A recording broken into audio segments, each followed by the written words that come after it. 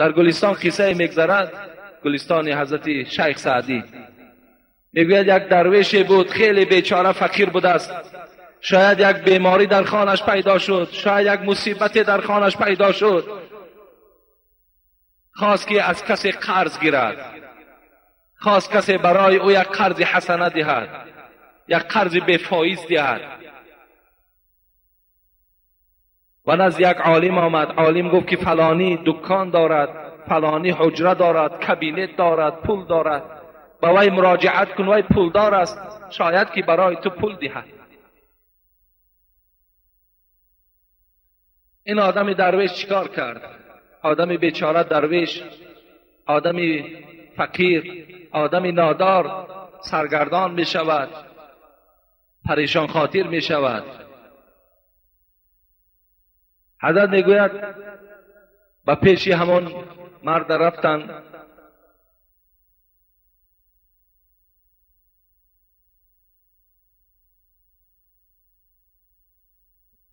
با پیش این مرد خوجه این در آمد برای شکایت کردن.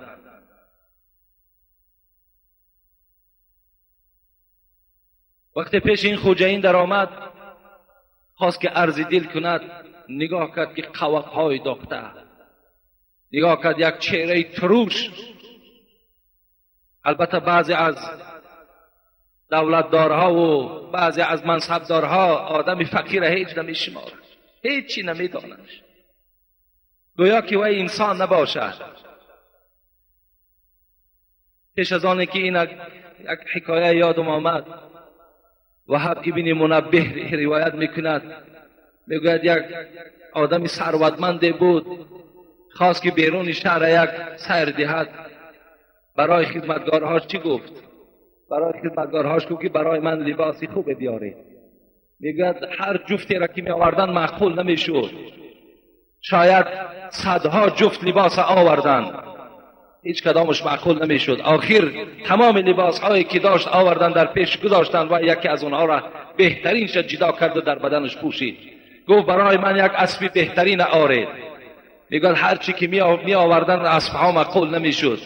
و آخر حضرت در پیشش همون گله اسب آوردن، خود از بین اسب ها میگه یک بهترینش جدا کرد و سوار شد. میگه در راه وقتی شهر که سیر میکرد، مثل گویم که بعضی همون متکبرانه که امروز صاحب همون ماشین های خیلی بدوایمه و کلانه هستن که دیگر نظرشان به مردم نمیرسد، در بالای اسب زیبا سوار و به اطراف نگاه نمی کند، فقط پیش نگاه کرده و به سوی آسمان. این زمان میگوید کسی میگوید همون لجام اسب شد داشت. وقتی نگاه میکند یک آدم فقیر، یک لباس های کندگی. گفت تو اینقدر غیرت پیدا کردی که لجام اسب مرا میداری؟ تو میشناسی من کی هستم؟ این درویش گفت من تو را ناز میشناسم، یکی من با تو یک صحبت دارم، یک جمله هست من میخواهم به سمع تو رسانم. گفت زمان من از پایان کی شدم، اون زمان آمده شکایت کن، من به جمله تو جواب میگویم.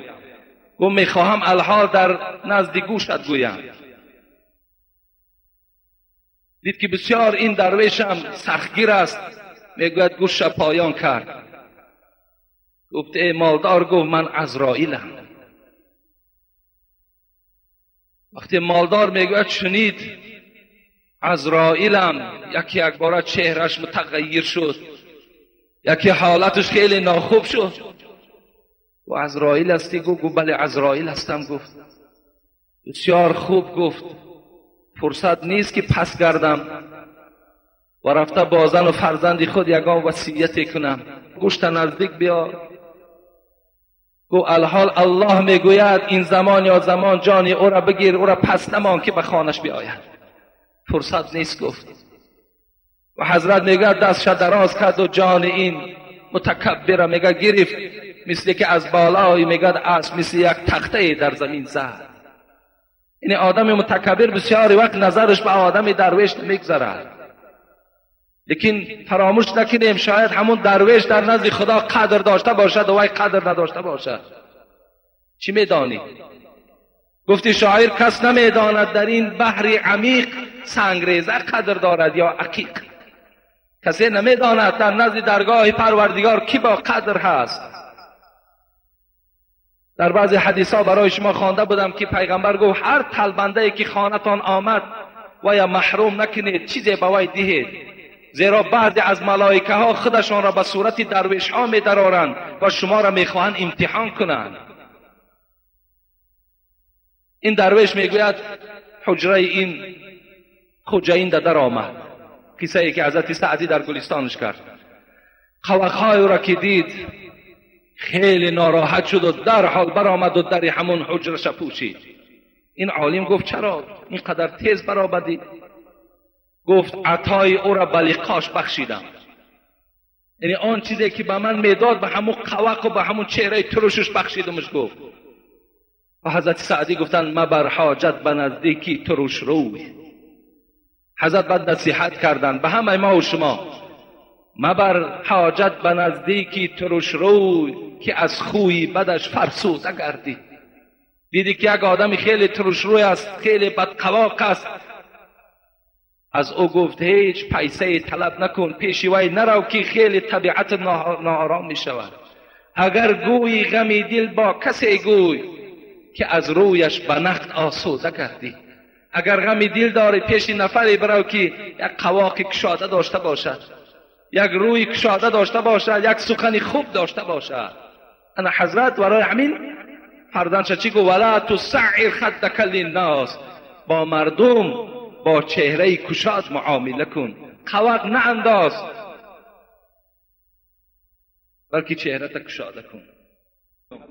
حضرت مولوی میگه همین قصه را گوش کن و از این خلاصه برآر. شنو که قصه لقمان هشدار، با اول بنده شخص گرفتار.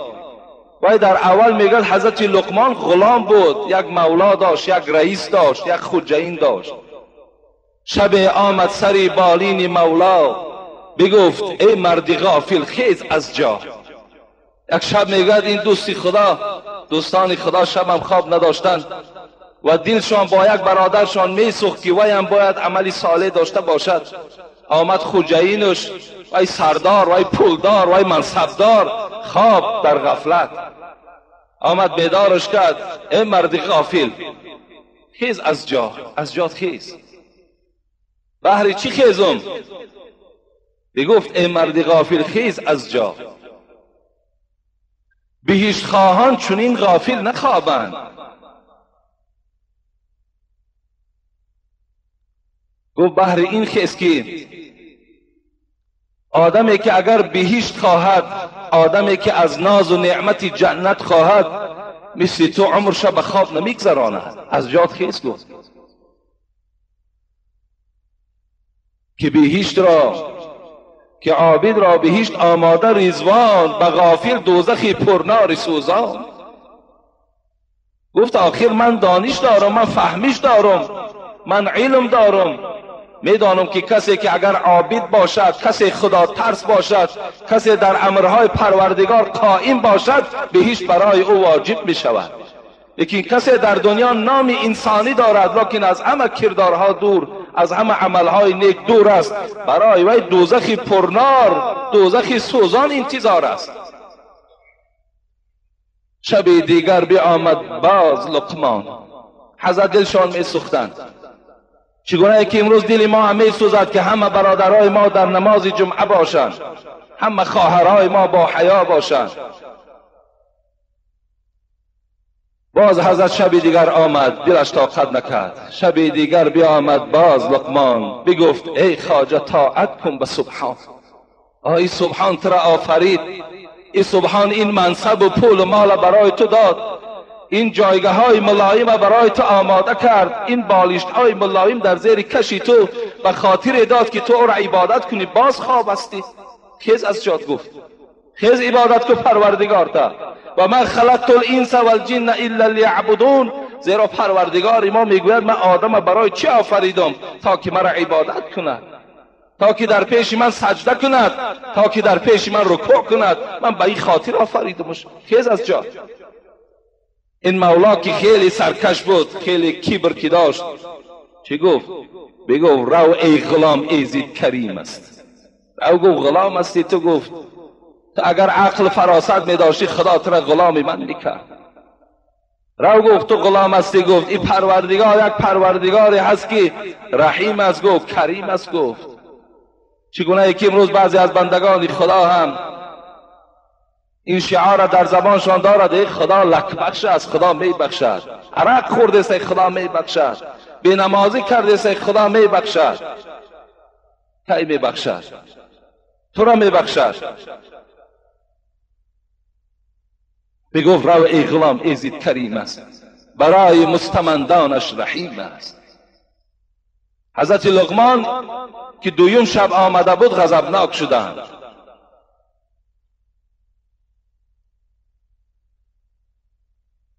بگفت لقمان با طرف خوجینش ناترسیده، با طرف راهبرش ناترسیده گفت امروز شاید بعضی از شخصای وجود داشته باشد که اگر در زیرش زیر دستهای داشته باشد که از حساب او زندگی کنند، شاید دلاوری نشوند که وی به طاعت پروردگار دعوت کنند. برای که از حساب او نان یافته ایستادند اینقدر غیرت پیدا نمیکنند که برادر روز از روزها این منصب و دولت از سر ما و شما میماند. بیا امروز به طاعت پروردگار راست شویم، بیا امروز خداوند خودمان راضی گردانیم. اینا گفتن نمیتواند. دیگه حضرت لقمان گفتند چی گفت؟ بگفت لقمان اگر ارزن بکاری و فردا هیچ گندم بر نداری. امروز گو ارزن کاریدی، امروز عمرت به خواب میگذرانی، امروز از پروردگارت سرکشی کردی، در حاصل ارزن نیست. گفت یا در حاصل ارزن تو گندم نمیگیری، خواب کردی، به غفلت گذرانیدی، دوزخی پرنار منتظری توست. و حضرت گفتن زراعتگاه دنیا جای کیشت است، عبادت قیمتی باقی بهشت است.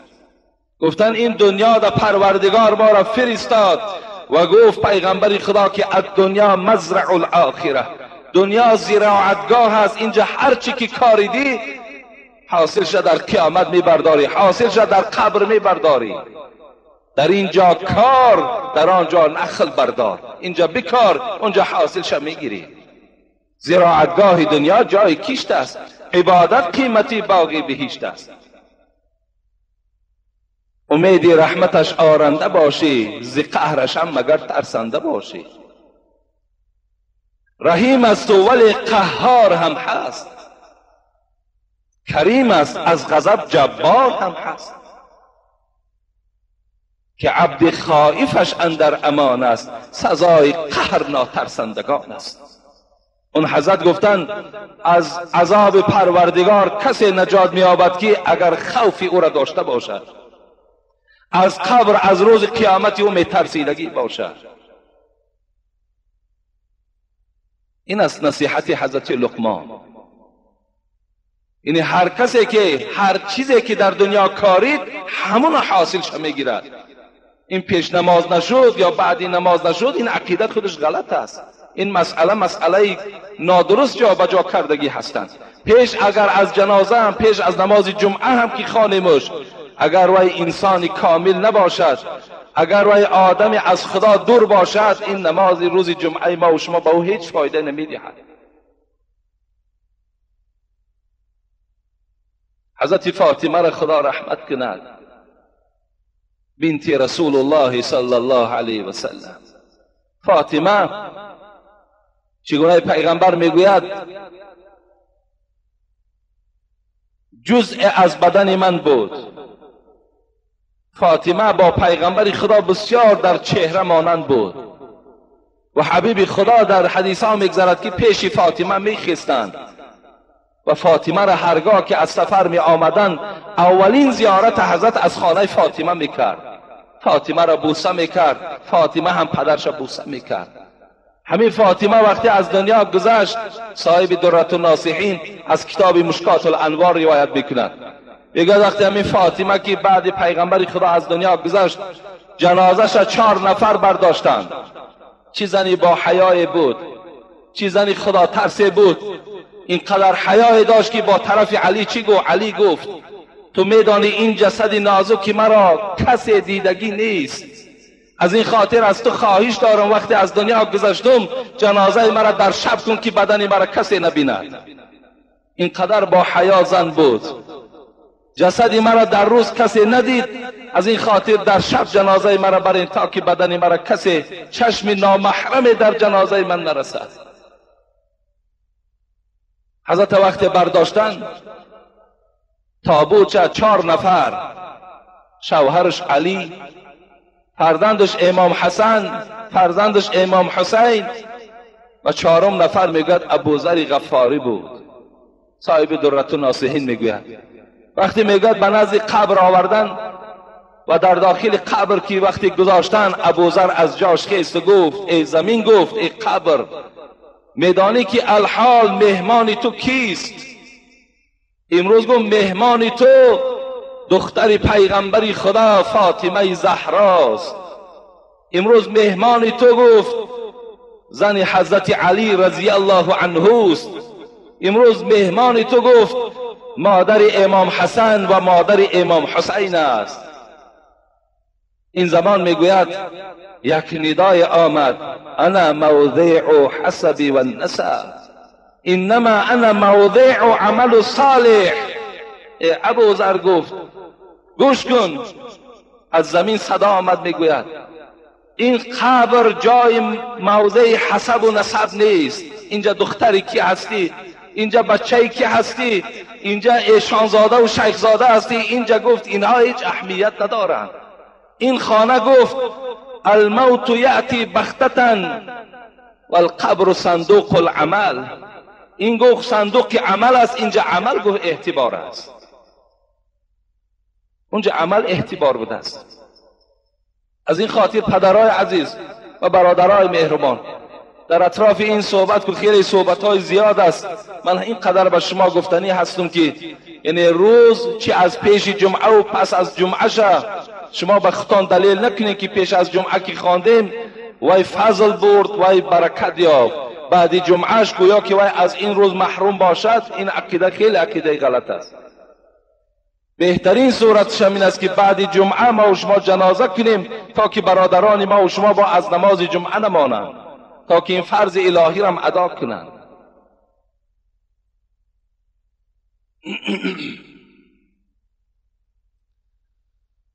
پیش از آغاز صحبت میخواهم یک جای با شما دعا کنیم، زیرا حبیب خدا میگوید الا ان فی الجسد مضغة و اذا صلحت صلح الجسد كله و اذا فسدت فسد الجسد كله الا وهی قلب.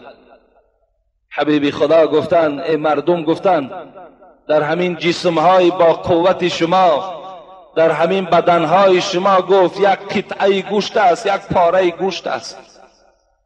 اگر این پاره گوشت درست کار کند، اگر این پاره گوشت به صلاحیت بیاید، اگر این گوشت درست باشد، همه عملهای شما درست می شود، تمام جسد شما از عذاب خدا ایمن می ماند.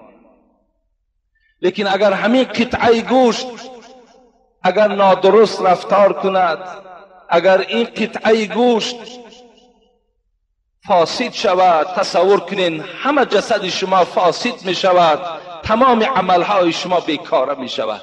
تنهای حبیب خدا این قطعه گوشت چیست؟ حبیب خدا گفتن الا وهی قلب، آگاه باشید که وای دل است. حبیب خدا میگوید ان القلوب بنو آدم بین اصبعین كلها بین اصبعین من اصابع الرحمن كقلب واحد یصرفوه حیث یشاء. پیغمبر خدا گفت تمام دلهای مردم روی دنیا در بین 2 انگشت از انگشتان پروردگار است، به منزله یک دل. پروردگار خواهد هر گونه این دلهای شما را دگرگون میکند. دگرگون کننده دلهای شما گفت پیغمبر این الله هست. گفت از این خاطر یک جای دعا کنیم که اللهم یا مصرف القلوب صرف قلوبنا علی طاعتک. ای دیگرگون کننده دلها، ای تغییر دهنده دلها، ای ذات پاک، دلهای ما را زمانی که دیگرگون میکنی مشغول به طاعتت بگردانش. و حبیب خدا گفتن ان ابعد الناس من الله القلب القاسي، دورترین از رحمت پروردگار نفری هست که دلی سیاه داشته باشد. خدایا دلهای ما را سیاه مگردان، خدایا دلهای ما را با این شرافت امر معروف نهی منکر نورانی بگردان. خدایا دلهای ما را به نور قرآنت، به نور این روز جمعهت خدایا منور و روشن بگردان. حبیب خدا میگوید لا يدخل الجنة من كان في قلبه مثقال ذره کبر. کسی اگر در دلش به منزله یک دانه ارزن کبر داشته باشد وای اصلا وارد جنت نمی شود. گفت پیغمبر خدایا از دل ما کبر و کینه و حسد دور بگردان. اللهم إنا نعوذ بك من البرص والجذام وسیء الاسقام. خدایا به سوی تو پناه طلب میکنیم از بیماری که پوست ما را سفید میکند و به سوی تو پناه طلب میکنیم از بیماری دیوانگی و به سوی تو پناه طلب میکنیم از جمیع زخمهایی که در بدن ما میبراید. و خدای مهربان تا جمعه دیگر این جمعیت ما را در حفظ امان خودت نگه بدار و خدایا این جمهوری ما را باز پیشرفت و باز اقتصادش را خدایا بلند بگردان و رهبر دولت ما را خدایا عمر دراز و تنی صحت و خاطری جمع نصیبش بگردان. آمین یا رب العالمین.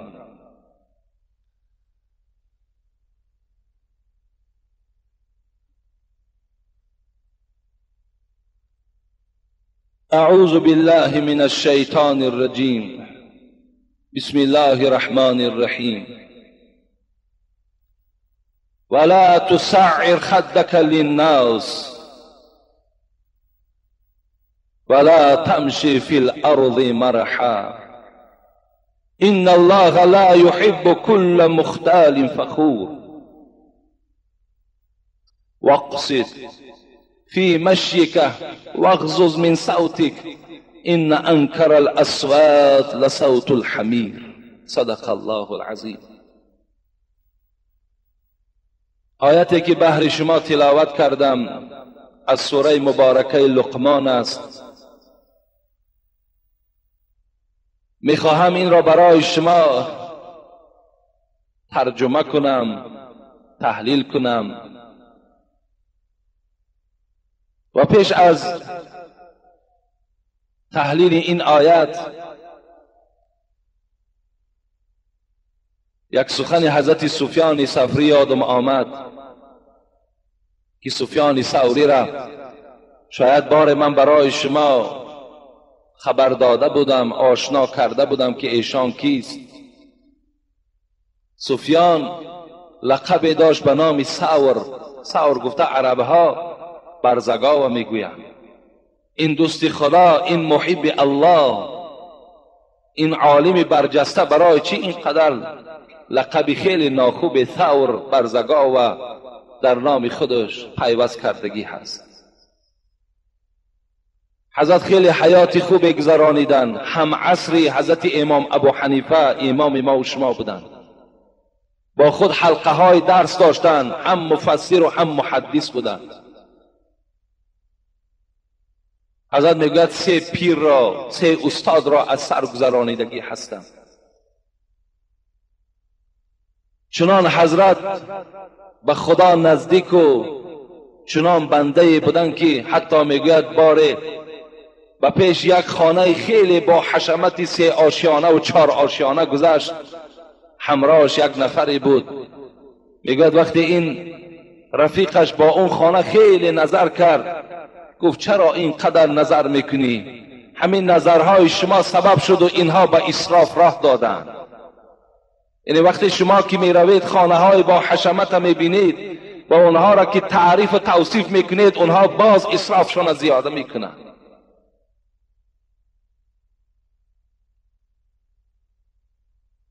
لقب ثور از کجا پیدا شد؟ باره می گوید حضرت سفیان ثوری به مسجد آمدند.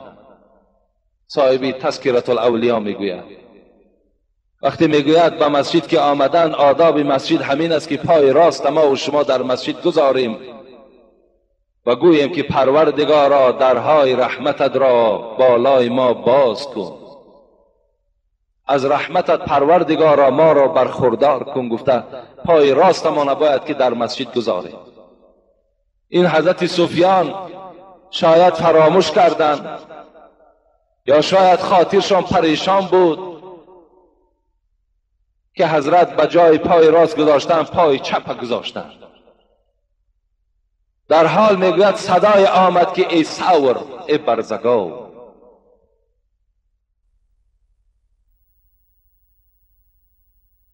ای برزگو.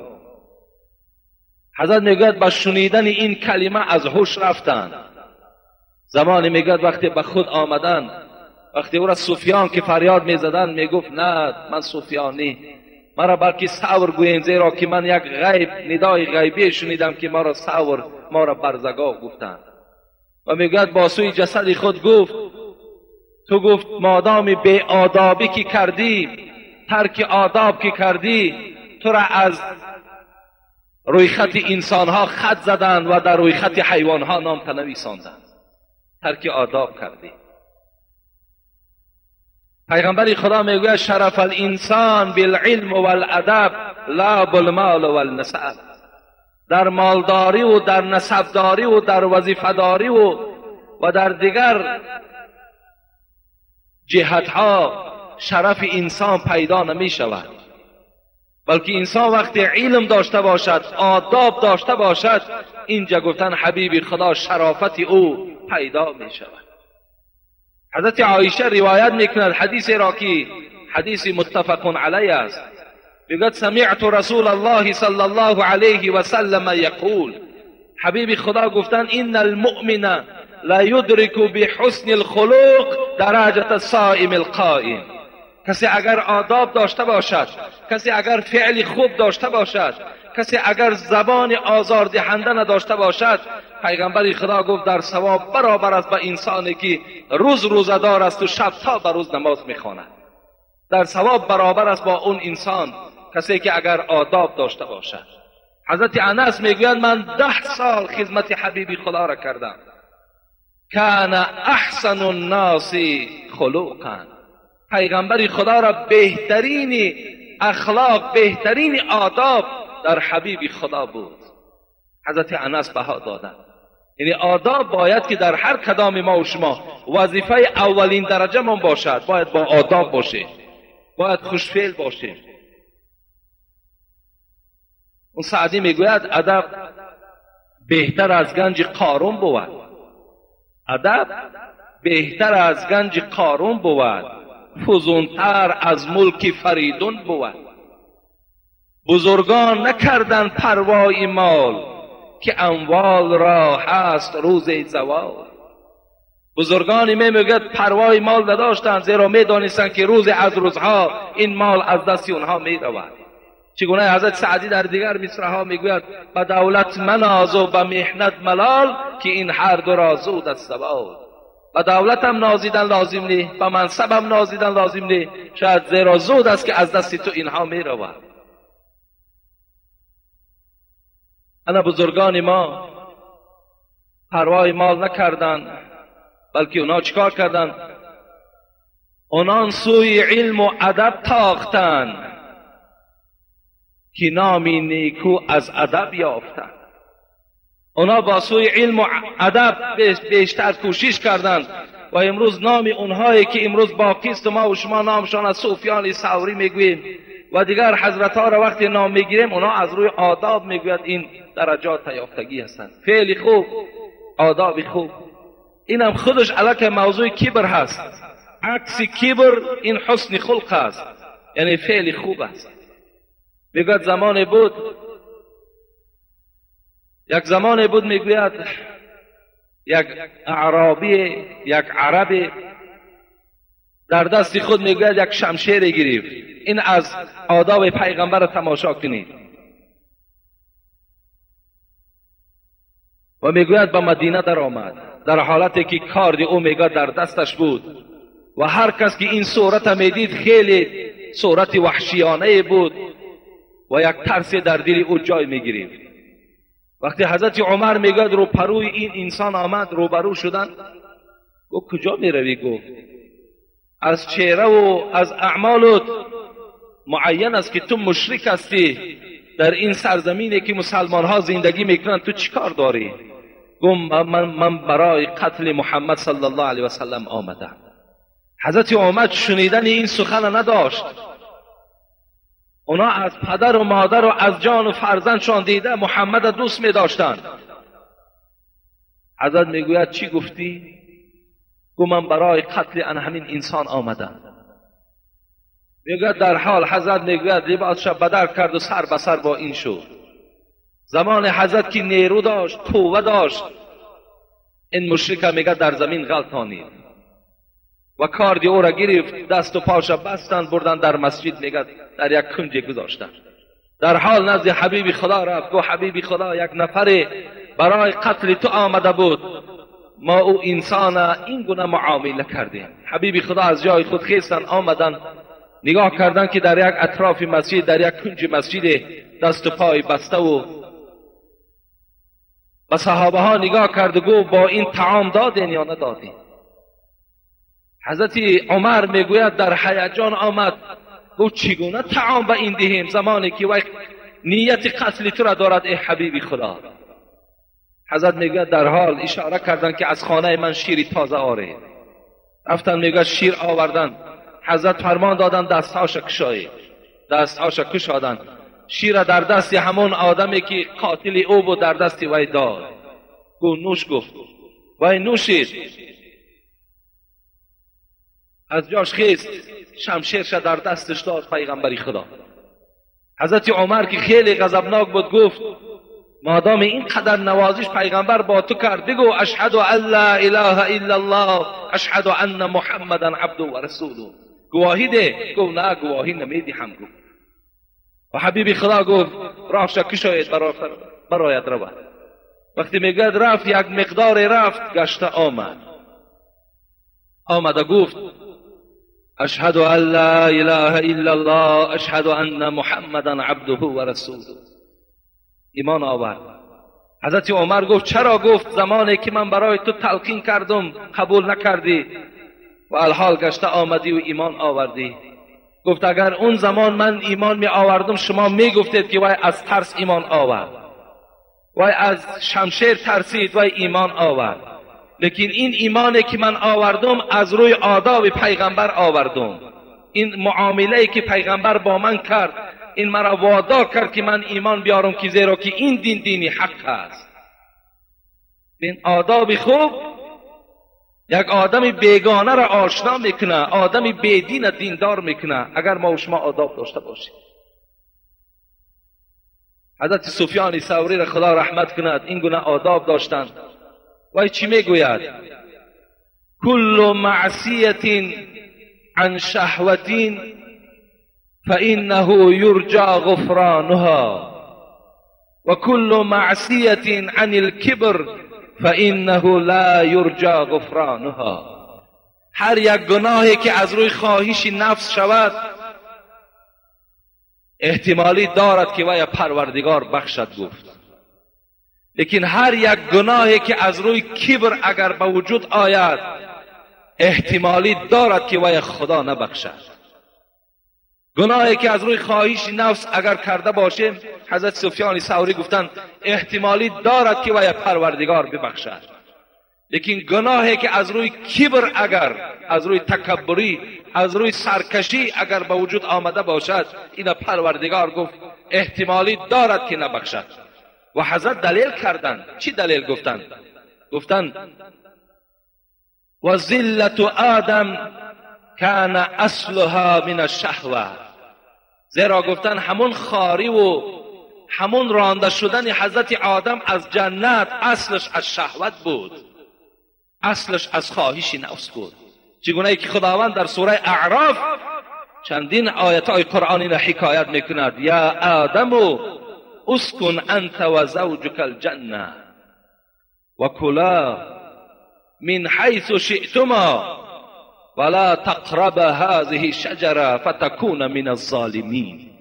خدا گفتش وقتی که آدم آفرید، وقتی آدم پیدا کرد، او را وقتی وارد جنتش کرد و از قبرغه چپ او همسر برای او حوا را آفرید، برای او چی گفت؟ کلو فکولا من حیث شئتما. انا همین سرحد جنت همش در اختیار تو ای حضرت آدم. همراه همسرت هر چی میخوری خوردن بگیر، هر لباسی که میخواهی پوشیدن بگیر، جنت همش در اختیار تو. ولا تقرب هذه الشجره، لکن با این درخت نزدیک نشو. فتكون من الظالمین، اگر تو با این درخت نزدیک شوی ای آدم، تو از جمله ظالمان میشوی. مفسرها در باب این درخت، اگرچه در عقیده ما و شما میگیم وای آدم گندم خورد، گندم هم آمده است، لیکن مفسرها در این روایت صحیح وجود ندارد، نمیدانند که کدام درخت پروردگار گفت. یعنی نام او به ما و شما تا حال معلوم نیست. یعنی با این درخت اشاره کرد حضرت آدم، داناندش، خبرش داد به این نزدیک نشو گفت. لیکن حضرت آدم چیکار کرد؟ حضرت آدم که با این درخت نزدیک شد، به وسواس شیطان بود. انه لکم عدو مبین، خدا گفته شیطان دشمن آشکارای توست، حضرت آدم از او احتیاط باش. وای چیکار کرد؟ وای وسواسش کرد. گفت میدانی برای چی خدا گفت که اینه نخور؟ گفت نه نمیدانم. گفت برای که اگر اینه خوری تو از جمله فرشته ها میشوی. خدا میگه فتکون من الظالمین. خدا که اگر گمراه کرد، خدا که اگر یگان خاری را خواهد برات آوردن، هزار علم که داشته باشی گمراه میشوی، نادان میشوی. خدا گفتش به این نزدیک نشو که از جمله ظالمان میشوی. شیطان گفتش اگر تو این خوری، گفت از جمله فرشته ها میشوی. از این خاطر گفت خدا تو را منع کرد. آدم فارید که از جمله چی باشد؟ از جمله فرشته ها باشد. به این درخت نزدیکی شد، در حال چه حالتی، یک حادثه، چه یک دهشت، چه یک مصیبت بالای آدم آمد و خداوند او را از جنت بیرون کرد. لیکن اصلی گناهش از چی بود؟ از شهوت بود، از خواهش نفسش بود. وقتی زمین ده آمد دعا کرد ربنا ظلمنا انفسنا و ان لم تغفر لنا و ترحمنا لنكونن من الخاسرین. پروردگارا، انسان خود از کلمه نسیان، از فراموش خاطر است. انسان بی سهو و بی غلط نمی شود. پروردگارا بی نقص و بی عصیان فقط ذاتی توست. من ظلم کردم در نفس خودم، من سخن تو را قبول نکردم، من سخن تو را نگرفتم، گمراه شدم، وسواس شیطان در مبتلا شدم. از این خاطر پروردگارا اگر مرا مغفرت نکنی، اگر مرا در رحمتت شامل نکنی، من از جمله ظالمان میشوم. خداوند این دعای حضرت آدم شنید و دعاش قبول کرد. حضرت آدم گناهش بخشید، زیرا اصل این گناه از خواهش نفس بود، از شهوت بود. یکی حضرت سفیان ثوری میگوید گناهی که اگر کل معصیت عن الکبر فانه لا یرجى غفرانها، لیکن اگر گناهی که از روی کبر شود، احتمالی دارد که وی پروردگار قبول نکند، احتمالی دارد که پروردگار وی عذاب دهد. و حضرت دلیل کردند. باز می آییم به سوره، به آیت قرآن می رسیم. اعوذ بالله من الشیطان الرجیم. و اذ قال ربک للملائکه انی خالق بشر من طین. پروردگار گویم عادی کرده، اگر ساده کرده گویم یک مجلس آراسته کرد در بین ملائکه ها. همه ملائکه ها را چی گفت؟ انی خالق بشر من طین. من گفت اراده دارم ای ملائکه ها. چی اراده دارم؟ این که من یک آدمی خاکی می سازم، آدم می آفرم، آدم پیدا میکنم. فاذا سویته و نفخت فیه من روحی فقعوا له ساجدین فسجد الملائکة كلهم اجمعون الا ابلیس استکبر و کان من الکافرین. خدا گفت وقتی من آدم آفریدم، وقتی وی من باید قدرت خود با دست خود راز کردم و از روح خود در بدن او که وقتی دمیدم و جان که دادم، تمام ملائکه ها شادباشی و شادمانی، همه ملائکه ها جبرائیل و اسرافیل و عزرائیل و میکائیل همه سجده کردند حضرت آدم، الا ابلیس سجده نکرد. استکبر و کان من الکافرین، کبر کرد، سرکشی کرد. حضرت آدم سجده نکرد. خداوند چی گفت؟ قال یا ابلیس ما منعك ان تسجد لما خلقت بیدی استکبرت او کنت من العالین. گفت ای ابلیس، گفت آیا کبر کردی؟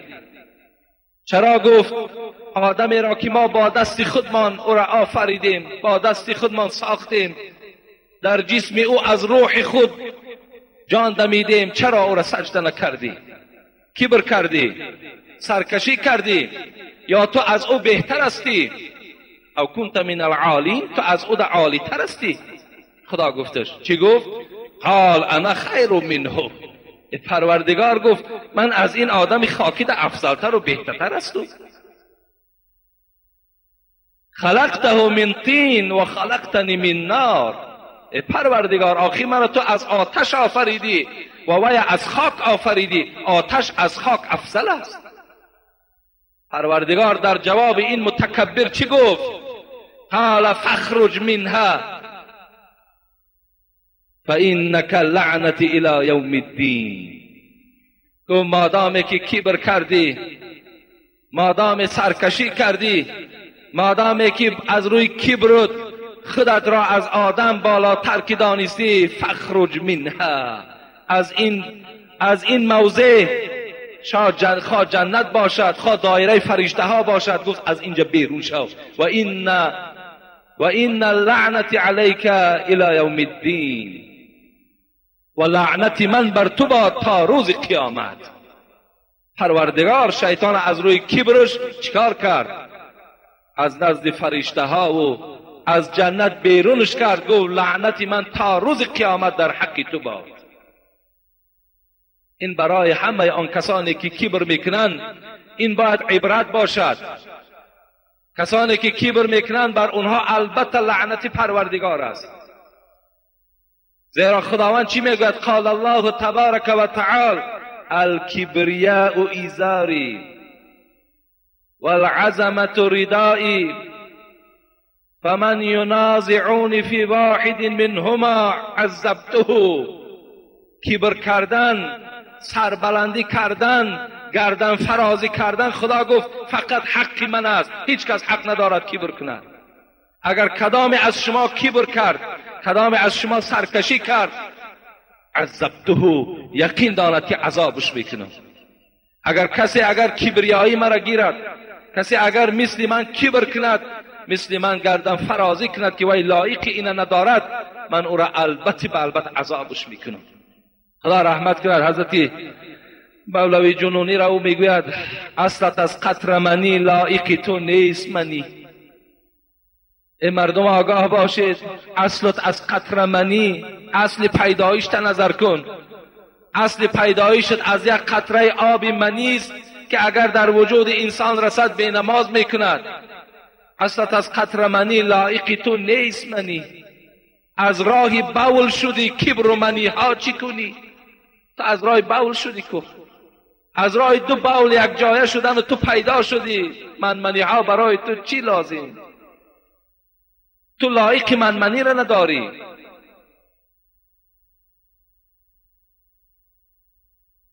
این باید برای همه متکبران درس شود که شیطان که یکی از نفرهای بود که معلم فرشته ها بود، با خود قدر داشت، با خود جا و مکانی خاصی داشت. با سبب کبر چیکار کرد؟ با سبب کبر از این منزلت و از این جا خالی شد، دور شد. بازم این پروردگار گفت لعنت من تا روز قیامت در حق تو میرسد. امروز بسیار است انسانهایی که البته این گونه کبرها را دارند. میگذاریم در آیت کریمه که در اول من برای شما تلاوت کردم. ولا تسعر خدک للناس. حضرت لقمان فرزندش نصیحت کرد